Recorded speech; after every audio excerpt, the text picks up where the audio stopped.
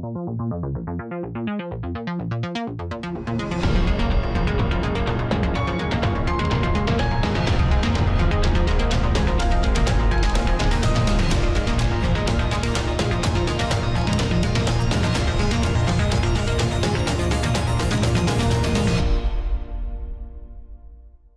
à tous, je suis très heureuse de vous retrouver pour ce nouvel immédiat. Bonjour Jean-Yves. Bonjour Floriane.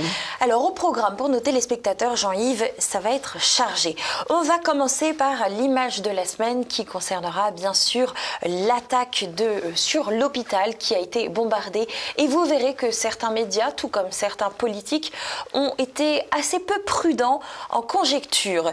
On enchaînera bien sûr ensuite sur les attentats qui ont frappé la France et l'Europe à Arras ainsi qu'à Bruxelles en Belgique. Et puis on n'oubliera pas bien sûr les pastilles de l'information et le portrait piquant du jour qui est consacré à Cyril Hanouna. Si le programme vous plaît, vous pouvez d'ores et déjà, je vous le rappelle chaque semaine, cliquer sur le pouce en l'air, nous laisser un commentaire et puis n'hésitez pas à partager cette émission. Je vous le rappelle plutôt en fin d'émission a priori, mais vous pouvez le faire. N'hésitez pas à réinformer vos voisins, vos connaissances. C'est nécessaire pour nous. Et puis c'est peut-être nécessaire pour eux aussi. Immédiat numéro 463, c'est parti. Avec le retour de la guerre au Proche-Orient, la météo de l'info est émotionnelle. Émotion la semaine dernière, à la suite de l'attaque terroriste du Hamas contre des civils israéliens. Émotion cette semaine, avec le bombardement d'un hôpital à Gaza. Émotions instantanées dans un premier temps. Guerre informationnelle dans un deuxième temps. Combien de morts ? 50, 100 ou 400 ? Comptabilité macabre, mais inévitable. Et qui est responsable ? Tsahal ou le djihad islamique ? La polémique fait rage. Les premières victimes de la guerre ne sont pas seulement les civils, c'est aussi la vérité. L'image de la semaine, c'est bien sûr cet hôpital qui a été bombardé. Je vous propose de regarder une petite vidéo récapitulative qui a été réalisée par BFM TV.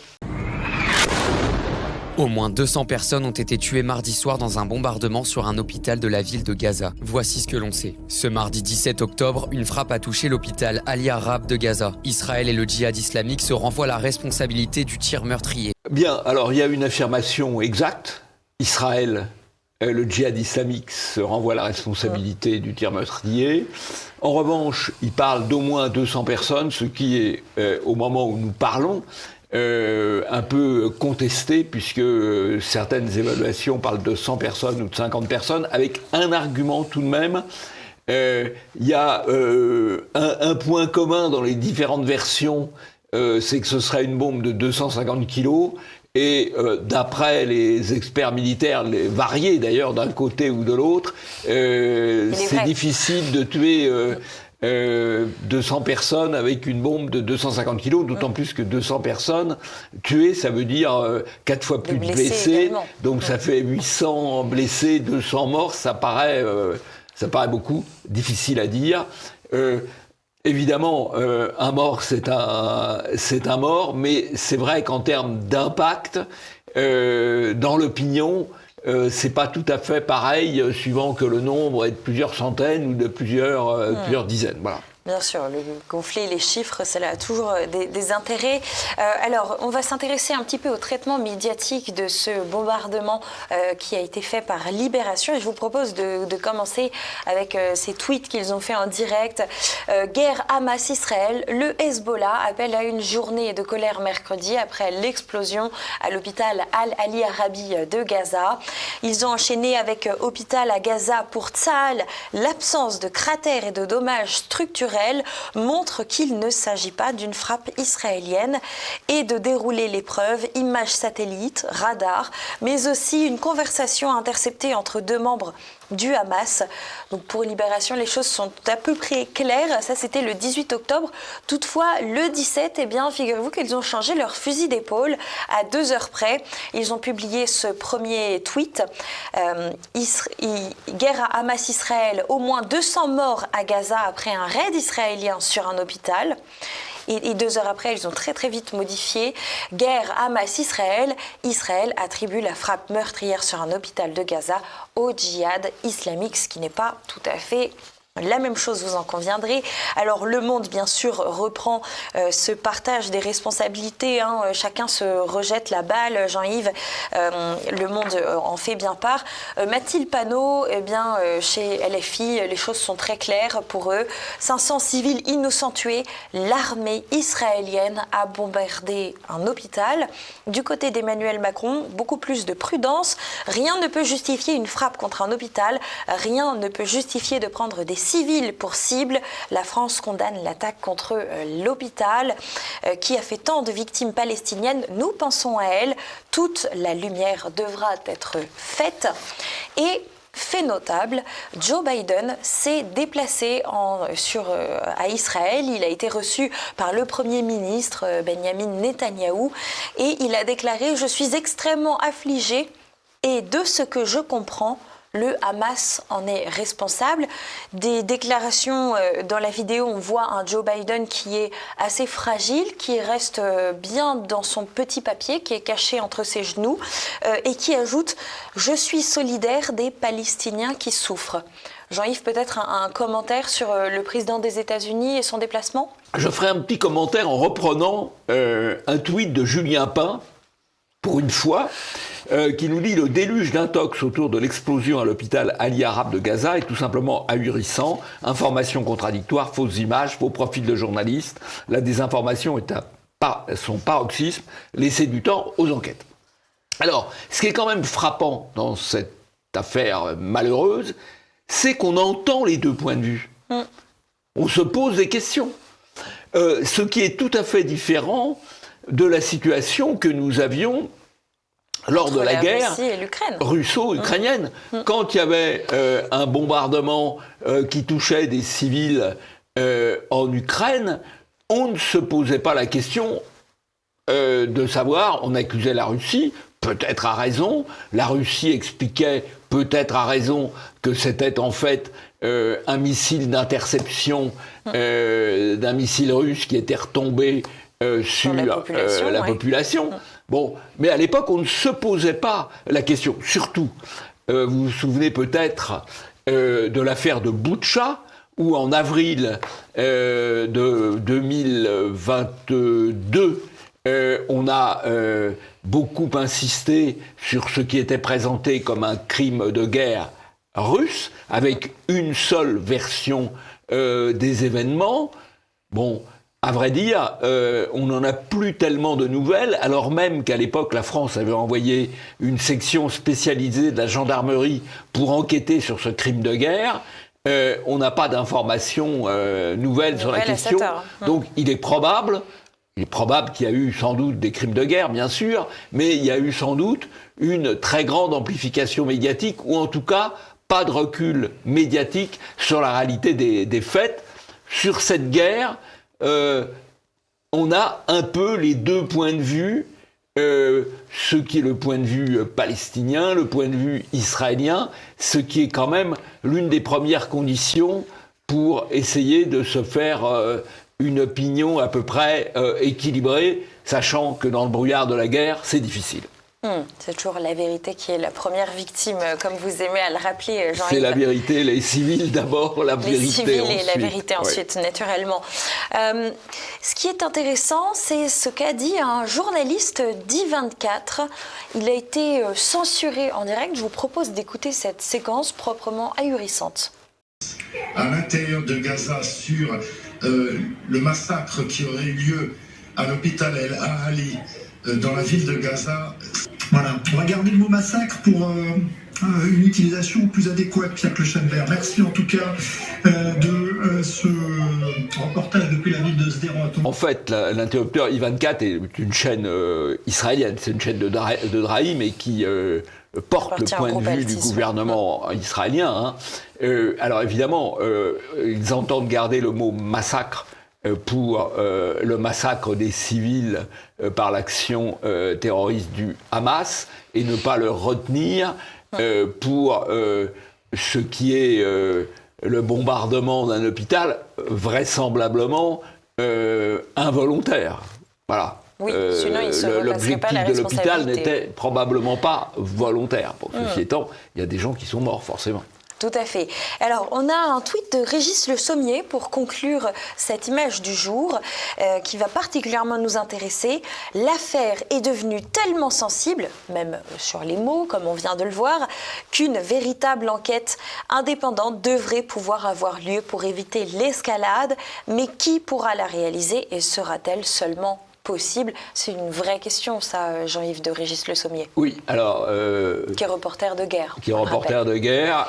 Évidemment, je pense qu'une enquête indépendante pourrait trouver quelle est la source de l'arme, bien sûr. Il faut qu'elle soit acceptée par les différentes parties. C'est pas forcément très bien parti. Il y a d'ailleurs des querelles à l'intérieur du camp palestinien, puisque l'autorité palestinienne propose cette enquête, mais il n'est pas sûr que le Hamas, qui contrôle le territoire de Gaza, y soit favorable. Voilà. Eh bien écoutez, chers téléspectateurs, la suite au prochain numéro, mais en attendant, place au dossier du jour. Ce jeudi matin, à l'heure où nous enregistrons, Emmanuel Macron est présent aux obsèques de Dominique Bernard, cet enseignant qui a été poignardé à Arras par un jeune homme d'origine tchétchène qui faisait anciennement partie d'ailleurs de cet établissement scolaire. Emmanuel Macron qui parle d'un enseignant au comportement héroïque qui est mort malheureusement sous les coups de poignard en se défendant. Mais il est mort en combattant, puisqu'effectivement il a cherché à arrêter le terroriste. Donc c'est vrai que le mot héroïque, ça peut paraître curieux dans la bouche de Macron, donc ça ne semble pas forcément être un élément clé de son propre vocabulaire, mais c'est vrai et c'est bien de le dire. Et c'est bien qu'il y ait ce type d'acte. Et la presse le relève, donc c'est une bonne chose également. À noter toutefois que la veille de cet acte terroriste qui a eu lieu à Arras, eh bien, dans le journal La Voix du Nord, le journal local qui est diffusé à Arras même, eh bien, un article avait été diffusé qui s'intitule qui s'intitule comme ceci: Pour les profs, un manuel d'autodéfense intellectuelle contre l'extrême droite. Alors on voit que là, ils ont frappé à côté. Alors on voit le gauchisme de cette PQR, cette presse quotidienne régionale, qui recrute en fait le fond de cuve des écoles de journalisme, qui sont des écoles de gauchisme en fait. Et donc on met une pleine page, en page 5, en page région, donc vue par l'ensemble des acheteurs de La Voix du Nord, qui est un journal quand même encore très lu, très subventionné aussi. On explique que le danger pour les profs, c'est l'extrême droite, en fait, en l'occurrence, l'association Parents Vigilants, proche de Reconquête, qui veut empêcher le discours, l'endoctrinement wokiste par les professeurs. Pour La Voix du Nord, c'est le vrai danger.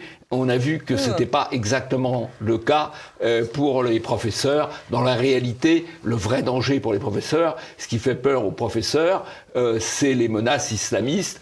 C'est pas le fait que tel ou tel parent proteste contre les séances d'endoctrinement LGBTQXYZ de certains enseignants.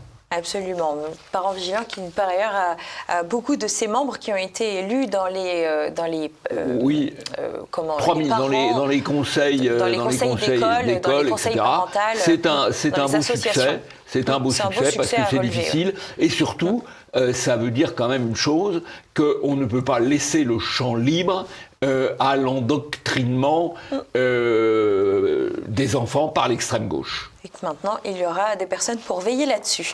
Dans le Figaro Société, on nous fait part, lors des hommages pour ce professeur tué, d'ailleurs c'est assez original parce que, comme vous pouvez le lire en même temps que moi sur l'écran, eh bien on dit hommage au professeur tué, professeur au pluriel. Alors peut-être, à moins que certains aient mélangé un nouvel hommage pour Samuel Paty en même temps que Dominique Bernard, c'est un poil étonnant. Ou alors que c'est simplement une coquille ils journalistique. Ils ont peut-être fait une faute d'orthographe pour crédibiliser leur discours sur l'éducation nationale. Ce n'est pas moi qui leur jetterai la pierre, en tout cas. Ils recensent au moins 357 incidents qui ont été remontés par le ministère de l'Éducation nationale. C'est très intéressant ce terme incident, Jean-Yves. Alors on est dans l'amélioration, incident, la minoration. Parce que le vrai terme, ce serait perturbation désordre, et non pas incident, c'est mignon. Il y a un autre biais d'ailleurs, mais qui est classique, c'est-à-dire que le ministre Attal avait communiqué dans un premier temps sur 179 incidents, et puis là on voit un article en quelque sorte rectificatif du Figaro, à la suite de l'AFP d'ailleurs, qui nous parle de 357 incidents, c'est-à-dire le double. C'est toujours la même technique, c'est comme pour les voitures brûlées le jour de l'an, le 14 juillet, on sort très vite une statistique qui est incomplète, et puis 24 heures ou 48 heures après, on rectifie le chiffre quand les gens ne sont plus là pour l'entendre. Alors, je vous propose, Jean-Yves, de regarder une vidéo qui est assez navrante. C'est une sélection d'extraits qu'on peut retrouver sur TikTok de réactions des élèves quand ils ont appris qu'ils allaient commencer à 10h le lundi matin. C'était l'horaire national qui a été donné pour les collèges. Je vous propose de regarder ça tout de suite.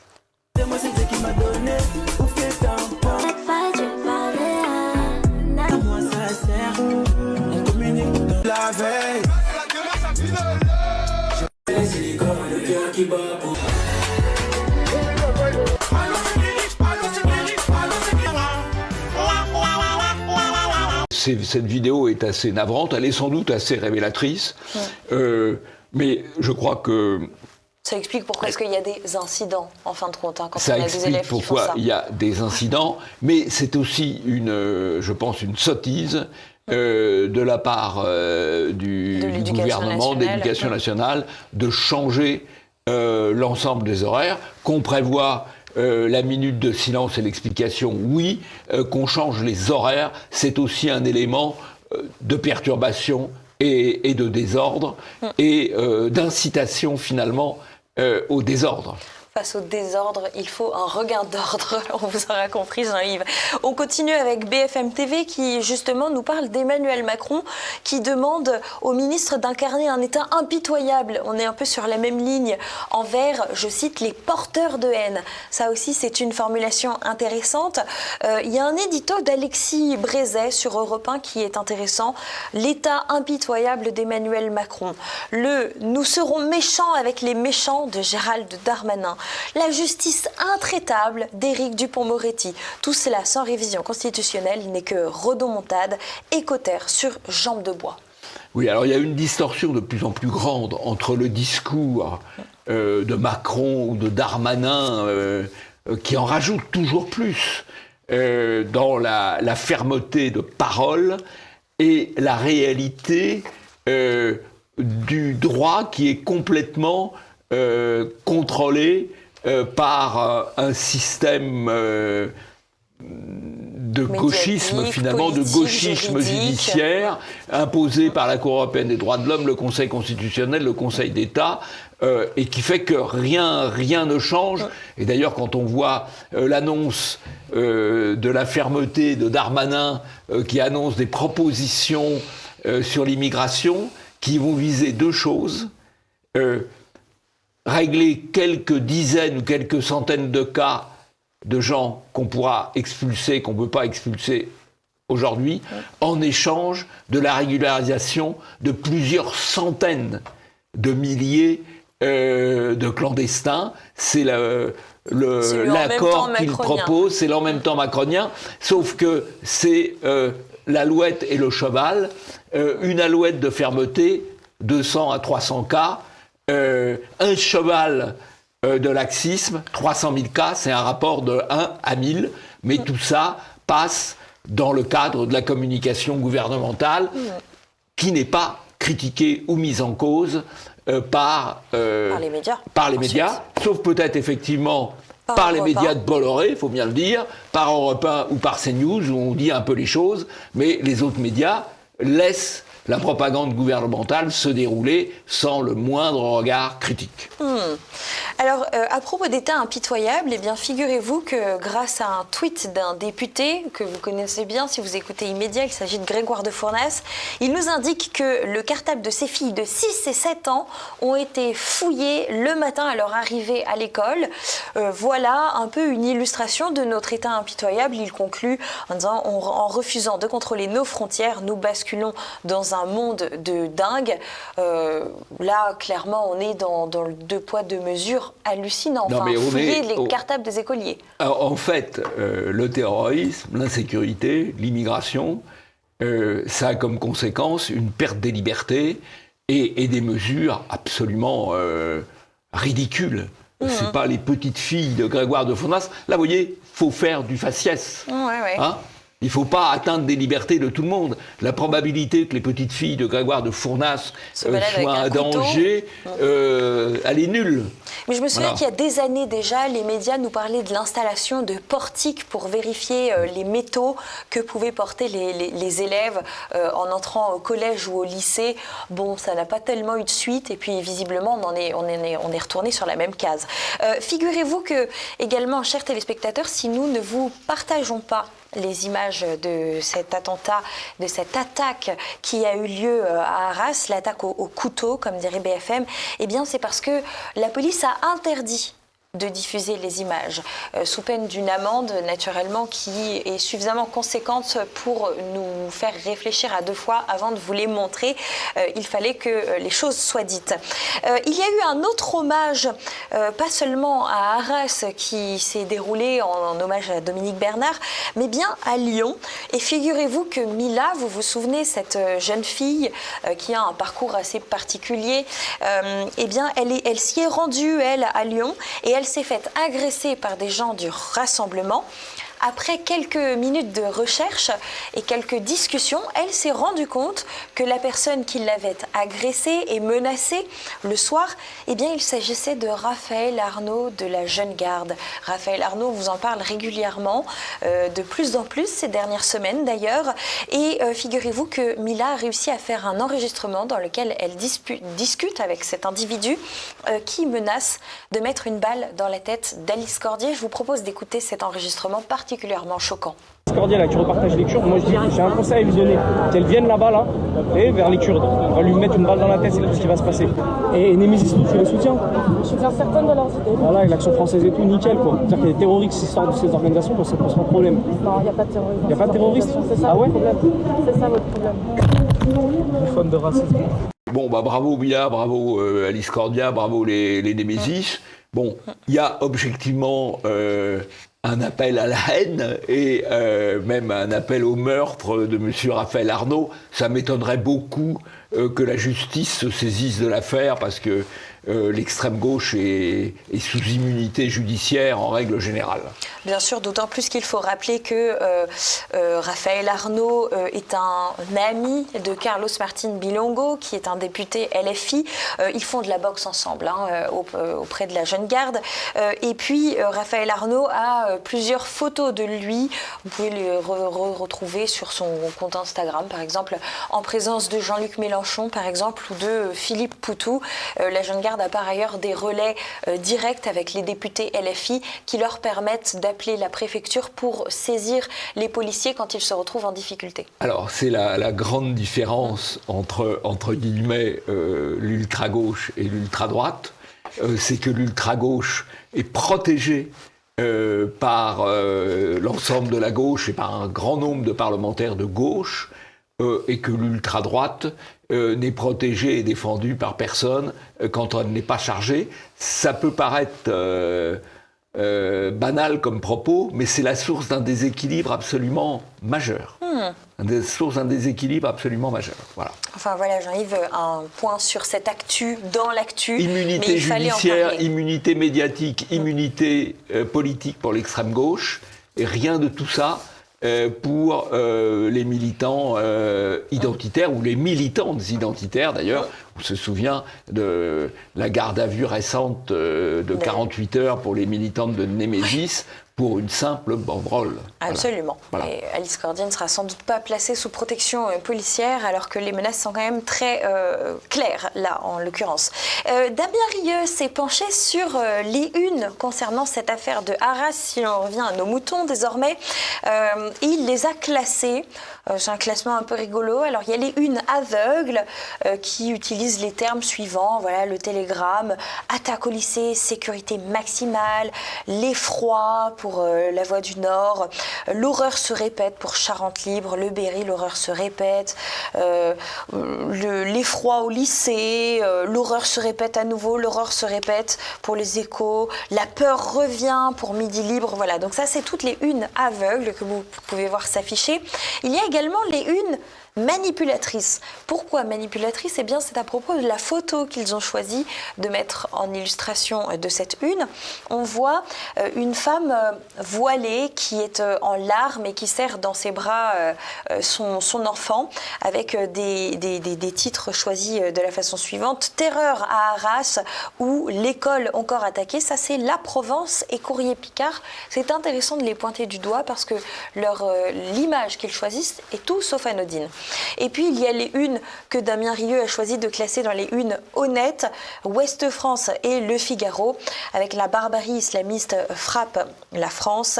Et 3 ans après, Samuel Paty, à nouveau l'effroi en France. On pourrait rajouter l'Ardennais qui titre sur un enseignant tué au couteau, ce qui est un titre un peu plus clair, un peu plus proche de la réalité aussi. Ce n'est pas un effroi. C'est un prof tué, oui, assassiné. Et c'est assassiné par un islamiste.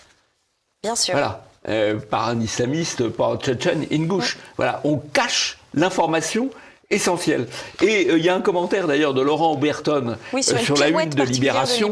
Attentat à Arras, tué parce que prof. Et il pose la question, quand il y a des femmes âgées violées, est-ce qu'on va expliquer tuer ou violer parce que trop âgé ? Oui. Non, mais à chaque fois, il s'agit d'occulter qui est derrière le crime de viol, qui est derrière le crime d'assassinat, qui est derrière le crime terroriste. Il s'agit d'occulter l'omniprésence de l'immigration derrière, ou de l'islamisme derrière ces phénomènes. C'est un travail d'occultation, c'est la première des désinformations. Mais, ceci étant, je pense que l'opinion, quand même, finit par comprendre, même si on n'emploie pas les mots dans les médias. Vous voyez, les médias de la PQR, la presse quotidienne régionale, elle n'est pas diverse. Ils disent tous la même chose. Voilà. Ils sont tous formatés de la même façon. C'est le fond de cuve des écoles de journalisme. Il faut le rappeler. Alors, ce qui est très intéressant, c'est que sur Europe 1, il y a également Didier Lemaire, qui est professeur de philosophie, qui a été reçu et qui rappelle que Samuel Paty, à l'époque, avait été lâché par ses propres collègues et qu'il n'avait pas du tout été soutenu par le corps enseignant à l'époque, ce qui avait entraîné sa décapitation. Pardon de remettre le mot, mais il faut rappeler les faits. Et ça, c'est intéressant de savoir que les équipes enseignantes aussi ne sont pas forcément soudées, que par ailleurs, il commence aussi à y avoir intrusion de l'islamisme dans l'école et dans le corps enseignant également, avec des professeurs qui voudraient faire cours voilés ou alors en abaya elle aussi, ou des profs en camis. Ça existe, on en parle assez peu, mais dans le 93, moi je sais que j'ai des professeurs qui me font ce témoignage-là. Et je vous propose, Jean-Yves, qu'on écoute une vidéo. C'est la sœur de Samuel Paty qui revient en commission au Sénat sur le meurtre de son frère et sur ce qu'elle pense qui n'a pas été fait pour éviter la mort de Dominique Bernard. Alors, est-ce que la mort de mon frère a servi à quelque chose ? Si ça avait servi à quelque chose, peut-être que M. Dominique Bernard serait encore là. Les mesures n'ont pas du tout été prises puisque l'affaire de mon frère n'a absolument pas été analysée. Ce qui arrive à mon frère, on peut effectivement pointer des responsabilités à droite à gauche, mais c'est surtout comprendre l'entrisme islamique qui est à l'actuel dans nos écoles et qui prend de plus en plus de place. Si c'est pas, entre guillemets, une menace de décapitation, ça, on va passer à la menace d'une bombe, La société est devenue un chaos en fait à l'heure actuelle. Par rapport donc aux revendications donc des élèves ou des parents d'élèves qui peuvent être menaçants, donc effectivement, ce qu'il faut surtout, donc ça retourne sur l'islamisme, il faut mener un combat idéologique, parce que en fin de compte, les mesures correctives, on va protéger un professeur, évincer un élève, le mettre dans un établissement, on va faire convoquer le père de famille qui a pu menacer et qui sera jugé, souvent sous des peines qui sont tout à fait négligeables. Donc, en fin de compte, ça entraîne récidive. Parce qu'en fait, on déplace les problèmes. C'est un petit peu comme si on appuyait sur un cancer et qu'on dissème des cellules cancéreuses un petit peu partout. Voilà des propos très forts de la sœur de Samuel Paty. On continue, si vous le voulez bien, avec Thibaut de Montbriel, qui est avocat et qui nous parle de la minute de silence aussi, avec un joueur de l'équipe de France qui a ricané pendant la minute de silence au foot. Et il regrette que personne n'en ait parlé. Jean-Yves, ça, ce qui se passe dans le milieu du foot, on en parlait la semaine dernière, personne n'a pris position pour les conflits ou les profs tués ou ce genre de choses. Mais c'est très, très particulier et significatif. Oui, alors Valérie Boyer pose aussi la question de Benzema au Qatar, oui. Qui avait fait un tweet de soutien aux habitants de Gaza qui ont été, je cite, Karim Benzema, victime une fois plus de ces bombardements injustes qui n'épargnent ni femmes ni enfants. Bon. C'est une prise de position de Karim Benzema qui est quasiment le seul. Ce qui est assez intéressant quand même, c'est que le foot a été utilisé comme opium du peuple et comme moyen de propagande au service, entre guillemets, de la société multiculturelle et du vivre ensemble. C'est l'affaire de 98, la Coupe du Monde de football, la victoire de l'équipe Black Blanc Beurre, une formidable avancée vers la société multiculturelle. Et qu'est-ce qu'on voit 25 ans plus tard? On voit que les joueurs de foot issus de la diversité, arabo-musulmans ou africains, sont solidaires finalement d'un discours proche des islamistes ou d'un discours proche des indigénistes et amènent une partie du public qui les suit à se radicaliser dans leur opposition à l'ensemble de la société. Donc c'est un échec, c'est un échec complet de la société du spectacle. Avec Valérie Boyer qui propose symboliquement de retirer le ballon d'or à Karim Benzema et bien sûr de la déchéance de sa nationalité française puisque c'est un binational qui par ailleurs joue désormais non plus en France mais bien en Arabie Saoudite tout en bénéficiant toujours de sa double nationalité. On continue ce dossier du jour, bien sûr, avec les attentats de Bruxelles. On commence avec cet article de 20 minutes, attentat à Bruxelles, radicalisé en situation irrégulière. Que sait-on sur le suspect? Eh bien, on nous apprend que l'homme avait déjà été condamné en Tunisie, qu'il s'appelle Abdel Salam El pour 20 minutes, qui a été gentil en ne mettant pas son nom de famille, que c'est un Tunisien en situation irrégulière sur le territoire belge, qu'il avait fait une demande d'asile en 2019, qu'elle avait été refusée en 2020 et qu'il avait ensuite disparu totalement des radars des autorités belges. Là encore, Jean-Yves, ce qui va nous intéresser, c'est que c'est Europe 1 qui va faire le boulot d'enquête un petit peu et qui va dévoiler que cet individu était arrivé depuis Lampedusa en 2011 et qu'il était suivi par les services de renseignement italiens. Comme était arrivé par Lampedusa, une partie des terroristes du Stade de France et du Bataclan en 2015. C'est évidemment une information essentielle, alors qu'aujourd'hui, il continue d'arriver tous les jours des centaines, voire des milliers de personnes par Lampedusa ou par les Canaries, parce que c'est une autre filière maritime. Et donc, il est évident qu'il est essentiel pour les médias de cacher cette information essentielle. Et très peu l'ont reprise. Et heureusement qu'on a effectivement Europe 1 et la presse Bolloré pour en donner la consistance. Tout à fait. D'ailleurs, on avait un article de France Info qui date du 17 octobre qui prend le titre suivant, « Attentat à Bruxelles, qui est le suspect de l'attaque qui a fait 2 morts ?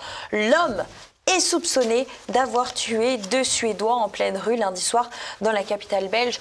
Là encore, chers téléspectateurs, quand vous allez sur Twitter, il était assez simple de tomber sur la vidéo de cet homme sur un 2 roues avec un énorme gilet orange avec une Kalachnikov automatique et qui a littéralement poursuivi les 2 Suédois et qui ne sont donc pas, il est donc pas soupçonné, il est quand même passé à l'acte. Et puis on a Moustique en partenariat avec La Libre qui produit cet article proprement hallucinant. Attentat à Bruxelles, la femme du terroriste raconte sa nuit bouleversante, chamboulée par le crime de son mari. La femme du terroriste responsable de la mort des 2 ressortissants suédois ce lundi se confie. Voilà, le choix du vocabulaire est apaisant. Et donc, on reprend le point de vue, non pas tout à fait du terroriste, mais de la femme du terroriste, qui est présentée en quelque sorte comme une victime, un peu moins quand même que les 2 Suédois. Que les 2 Suédois, qui ont déjà d'ailleurs été reconnus et ciblés parce qu'ils sortaient d'un match de foot et qu'ils étaient donc aux couleurs de leur équipe. Voilà. Qui ont été ciblés par le terroriste. Ce qui ne doit pas nous échapper également aussi, c'est que donc non seulement il y a eu cet attentat à Arras qui a provoqué la mort d'un professeur, mais il y a également une épidémie d'alerte à la bombe en France en ce moment. Il y a eu par exemple le château de Versailles qui a été évacué 2 fois, le musée du Louvre également 1 fois. Les locaux de François à Reims ont été fermés après un mail de menace contenait la gloire d'Allah, je cite, dans le message. Les aéroports de Lille, Lyon et Toulouse ont reçu également des alertes à la bombe. Et puis l'aéroport de Nice aussi avait reçu une menace. On a l'Express qui produit un article qui va être intéressant, même s'il est dans la minoration, Jean-Yves, qui se cache derrière les fausses alertes à la bombe. Il rappelle ce chiffre essentiel, 168 alertes à la bombe ont été déclenchées dans des établissements scolaires depuis la rentrée. Un phénomène donc qui se multiplie. On en avait déjà parlé dans Immédiat précédemment. Ce qui va nous intéresser, c'est que donc dans le profil qu'ils éditent, c'est majoritairement des hommes à 81%. Déjà, c'est un point intéressant, des mineurs et des majeurs confondus d'ailleurs. Et dans 8 mails qui ont été envoyés à des établissements de Grenoble, qui étaient des mails quasiment identiques d'ailleurs, eh bien, le contenu était, je cite, l'Express, à caractère islamiste. Et là, c'est assez peu souligné par l'Express, alors que visiblement, c'est le cas dans de nombreux mails, mais la presse ne le relève certainement pas. Et en bonne logique, les moyens techniques permettent de trouver les auteurs aujourd'hui. Encore faut-il mobiliser ces moyens techniques, et c'est pas forcément évident. Quand vous avez, comme vous avez dit, 168 cas, juste dans des établissements scolaires, plus qu'il doit secouer l'actualité. Eh bien, ça nécessite de mobiliser beaucoup d'enquêteurs, malgré tout. Et ils sont pas infinis. Surtout que les procédures sont longues. Oui, et puis la presse réagite les procédures judiciaires et les conséquences de ce genre d'acte. Il paraît que c'est 2 ans de prison. Bon, on attend de voir. On attend les condamnations. Avec tout ce contexte médiatico-politique agité, dirons-nous, vous l'aurez compris, on vient de vous en parler, et bien sûr les plateaux, les experts se bousculent, et puis parfois les prudences de langage se perdent. Figurez-vous que l'avocate Sarah Saldman, qui répondait à une question d'Alain Marshall sur RMC, sur le soutien des Français à Israël, a déclaré qu'elle était à la manifestation lundi, et elle dit cette phrase extraordinaire: « Je confirme qu'il n'y avait pas beaucoup de goy ». C'est fabuleux à la télévision. Alors goy, je rappelle quand même que c'est un terme yiddish péjoratif pour désigner les non-juifs, pour nos téléspectateurs qui pourraient peut-être l'ignorer. Je vous propose d'écouter également un gros micmac même, qui a eu lieu sur le plateau de BFM TV, un peu sur la même thématique, vous allez voir. En raison d'un problème technique, des propos tenus hors antenne ont été entendus à l'antenne. BFM TV regrette profondément ce qui s'est passé et comprend l'émoi légitime. L'interprète anglais français n'est pas interprète juif.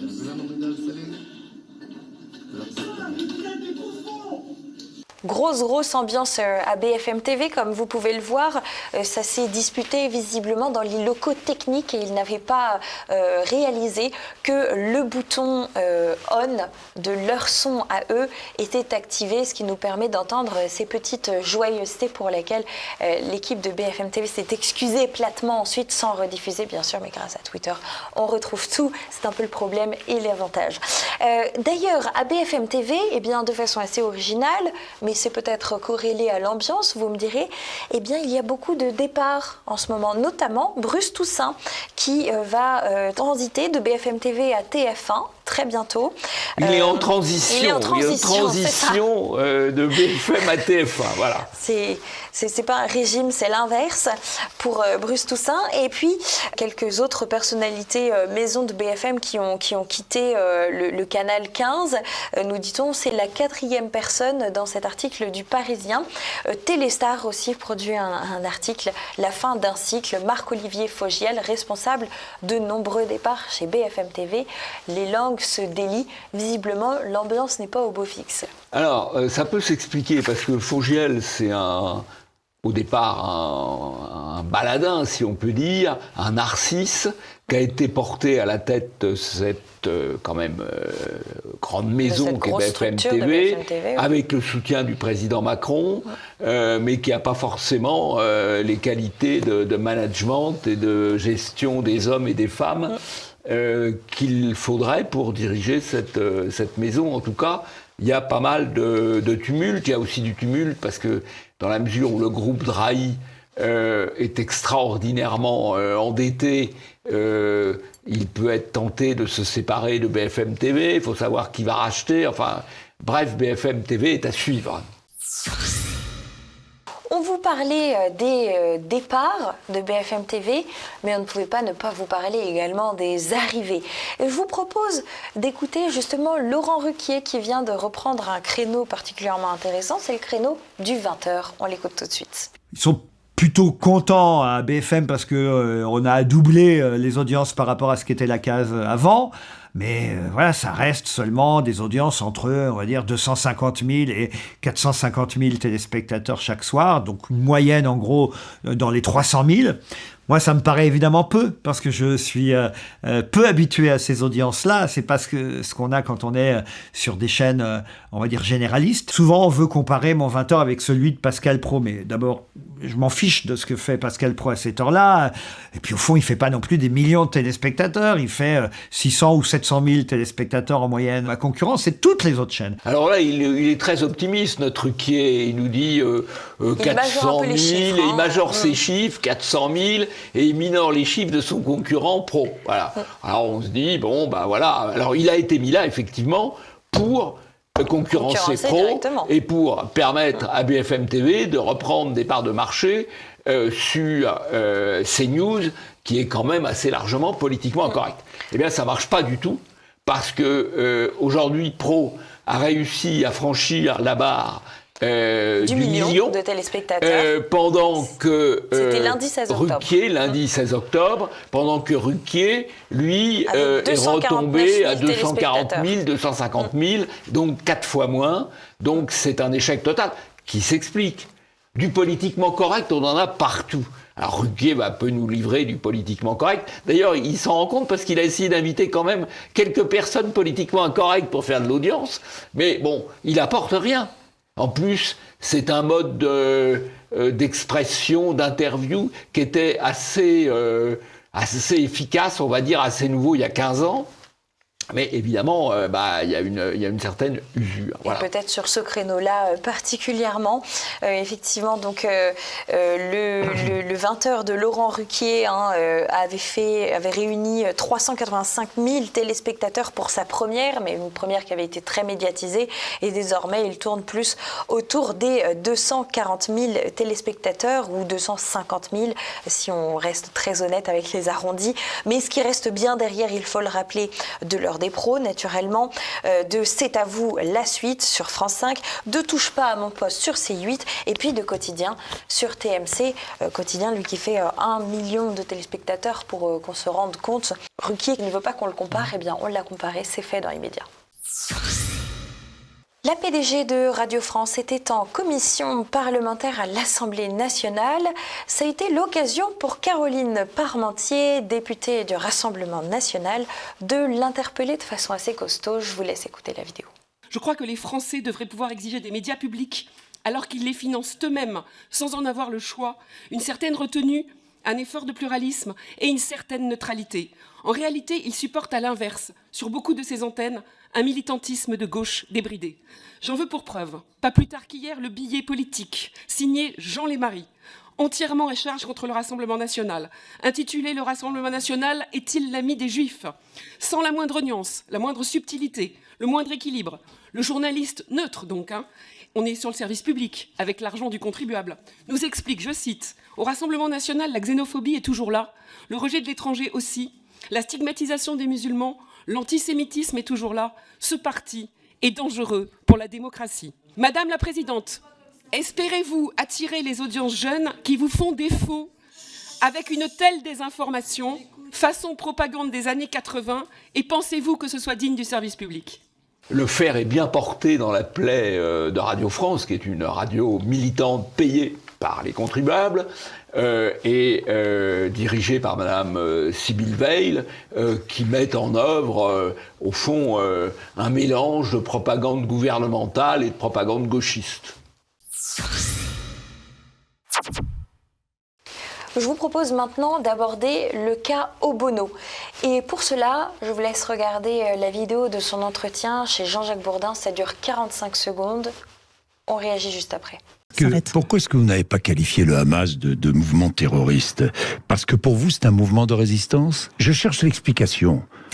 Oui, c'est nécessaire d'avoir... C'est un mouvement de résistance, le Hamas? C'est nécessaire d'avoir... Est-ce que c'est un mouvement de résistance? C'est nécessaire d'avoir des clarifications, parce que les mots sont importants. Moi, j'ai envie de clarification, justement. Est-ce que c'est un mouvement de résistance? C'est un groupe politique islamiste qui a une branche armée et qui s'inscrit dans les formations politiques palestiniennes. C'est un mouvement de résistance a pour objectif la libération de la Palestine qui résiste à une occupation. Donc c'est un mouvement de résistance. Oui. Oui, c'est un mouvement de résistance. C'est ce que vous pensez. Alors, on est tout à fait dans la technique Bourdin, appliquée cette fois à l'extrême gauche.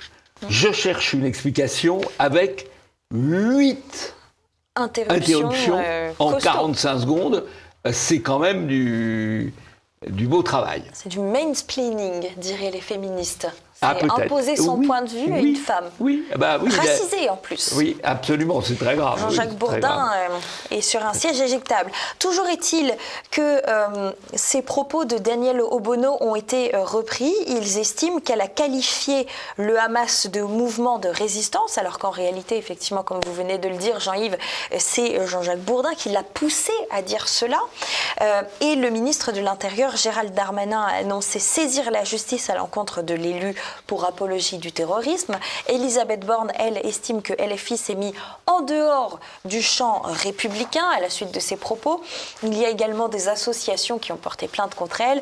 Pour ne pas en citer l'une d'elles, il y a Jeunesse française juive, par exemple, qui a porté plainte contre Daniel Obono pour apologie du terrorisme, en concluant le tweet par « fini de jouer ».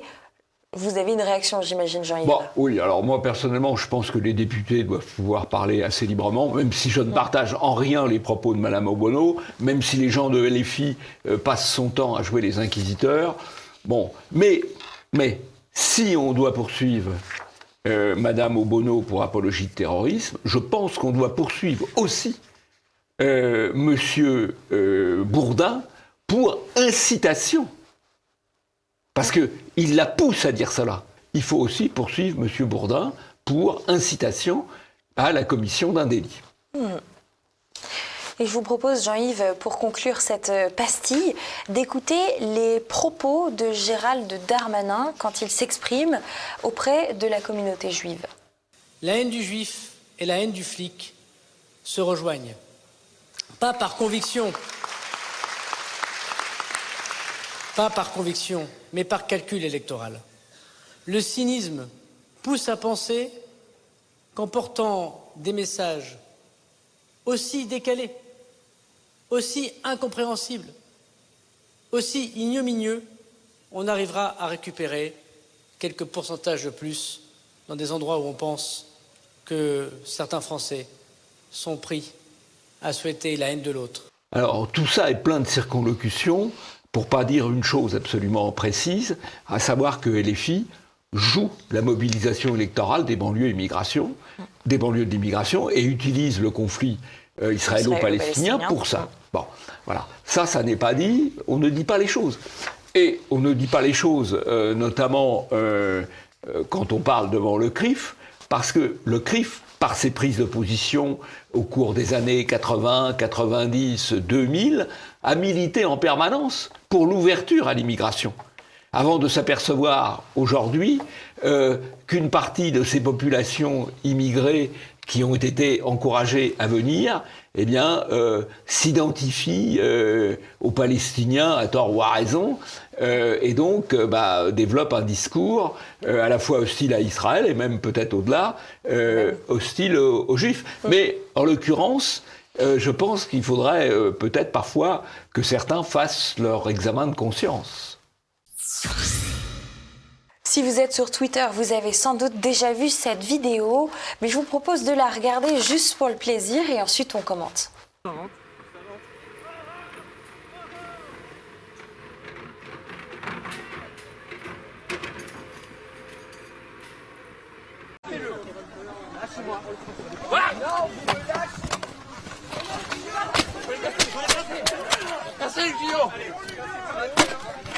Jean-Yves, après une espèce d'invasion gauchiste à la Walking Dead, on a une bonne sœur qui se prend pour une joueuse de rugby et qui fait un plaquage en bonne et due forme sur un type d'ailleurs qui ressemble à Émeric Caron. Ça m'amuse ça. Ah, c'est amusant. Alors, d'abord, première remarque, c'est bien de se défendre. On est attaqué, on se défend. C'est curieux d'ailleurs qu'il n'y ait aucune force de l'ordre pour protéger cet établissement, ces travaux surveillés par les bonnes sœurs. Ouais. Et alors bravo à la bonne sœur, je pense qu'il faudrait la recruter pour l'équipe de rugby parce qu'elle est quand même extrêmement tonique. Efficace.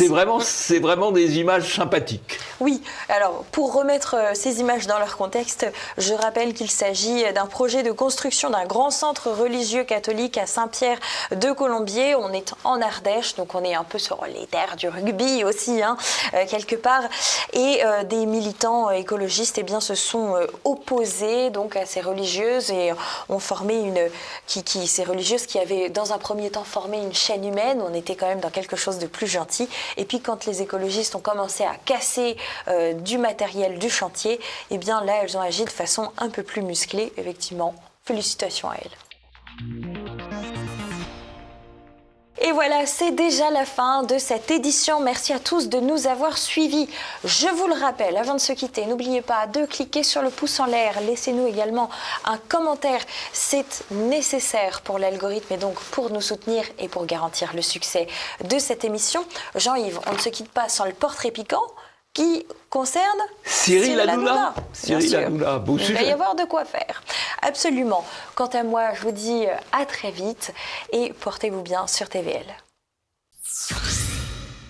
Bouffon du roi ou monsieur loyal du débat politique, on ne présente plus Cyril Hanouna.